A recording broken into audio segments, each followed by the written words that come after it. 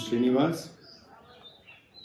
We run an organization called Prakriti Prerna Foundation.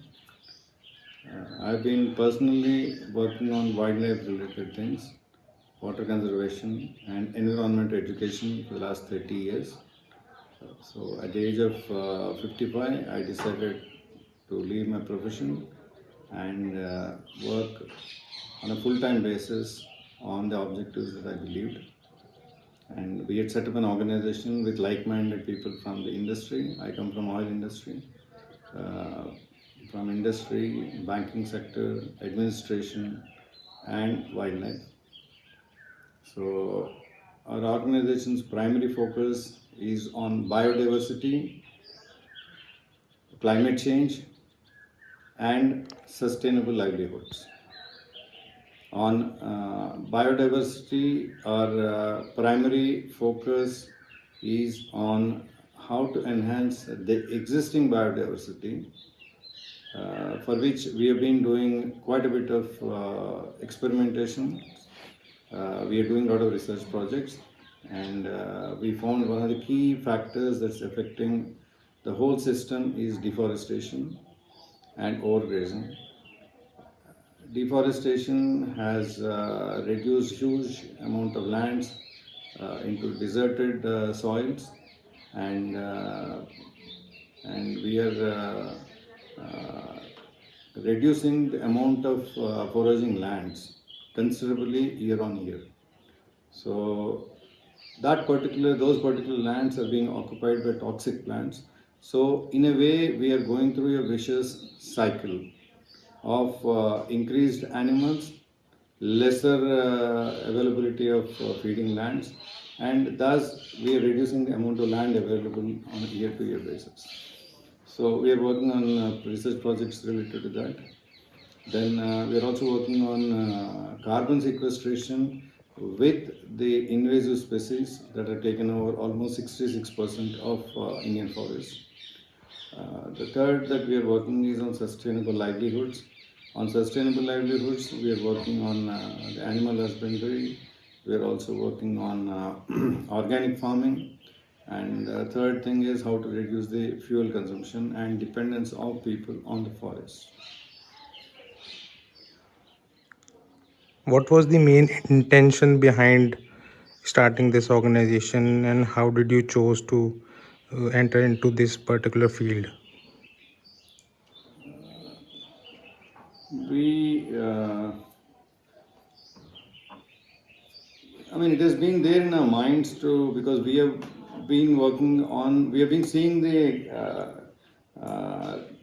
changes in the environment. I work for the oil sector where we are directly responsible for so much of CO2 emissions, and we have been traveling a lot.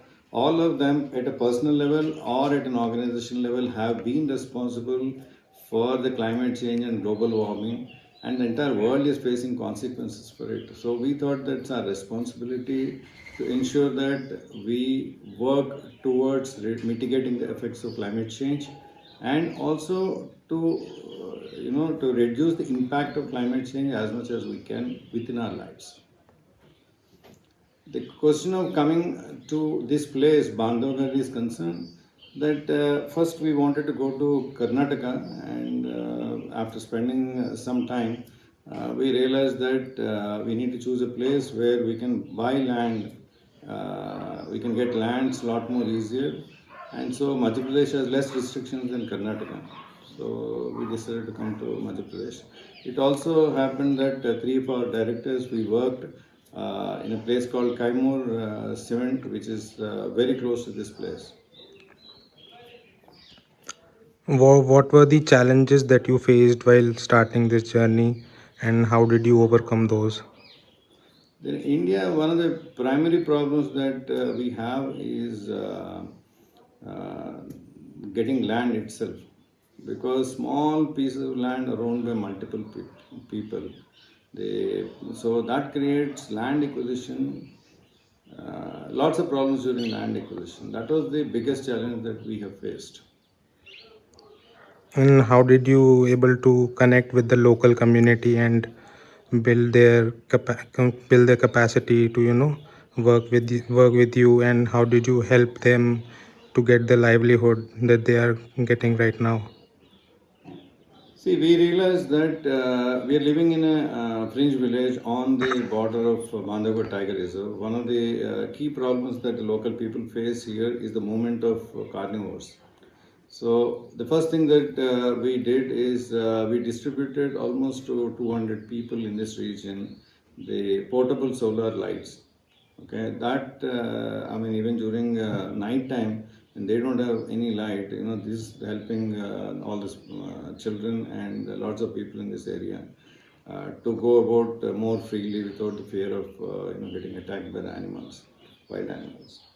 The second thing, we are also working on how to give them street lights because there are no street lights in this area.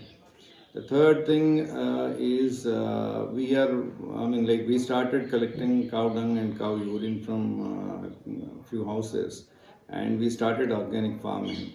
It is people are quite surprised at the kind of results that we are seeing and the pace of growth that we are seeing. We have been distributing vegetables to this within the village where there are hardly anybody who's growing any vegetables.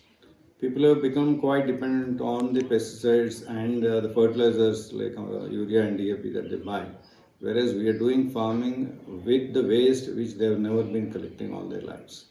So this is something which is a transformation. Then next thing is that we realize that our spending has to be something sustainable. Whatever we live on. So we worked on sustainable housing using bamboo and mud as the primary mediums.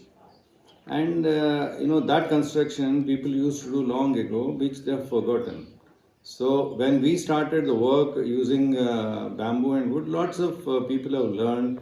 It is not just making a regular house. It is something that where people have learned the art of utilizing bamboo, and you can see the beautiful collections of beautiful houses that they have built. Majority of all this has been built by the local people who learned the techniques and who built these houses. So they have got a lot of confidence. Okay, and now we are also want to show the people how they can grow their own grasses. Okay, the first thing that we did is we realized is that it is the overgrazing that's creating a maximum amount of problem to the forest. So at least as a sample, we fenced our own area, and within that area we didn't allow any grazing last year. And to our big surprise, where there was no grass and it was full of invasive plants which we removed. We saw that in 3 months there was such a transformation post rains that grasses have grown almost like 6 feet to 10 feet, whereas outside our land you hardly see any grass. So now we got confident that not allowing grazing for the 4 months can create fodder to the animals throughout the year.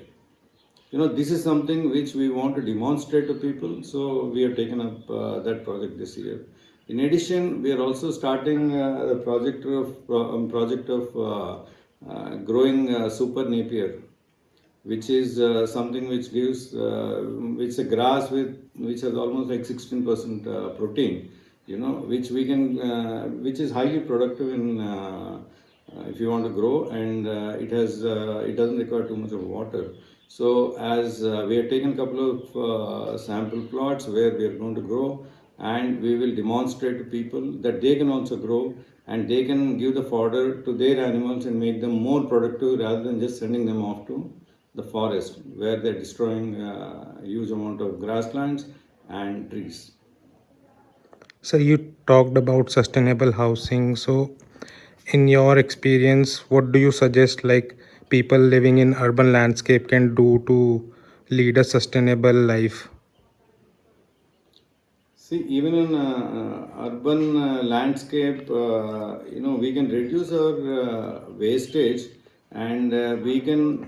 I mean, even at a flat level, we were recycling all our organic waste, and we were using vermicompost, in order to create our own uh, fertilizer, and that we were using to grow vegetables within our house. Something which people can adopt to some extent.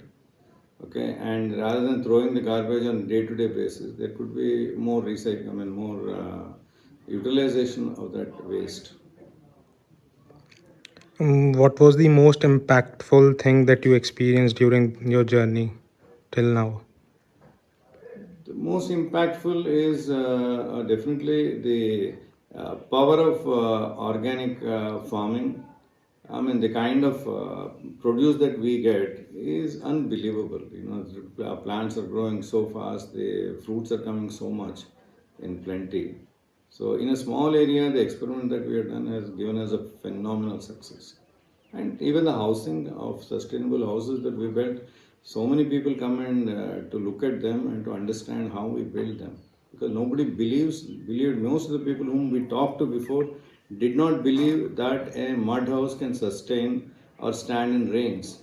So we had already gone through one big cycle of rains, nothing happened to our structures. Thank you, sir.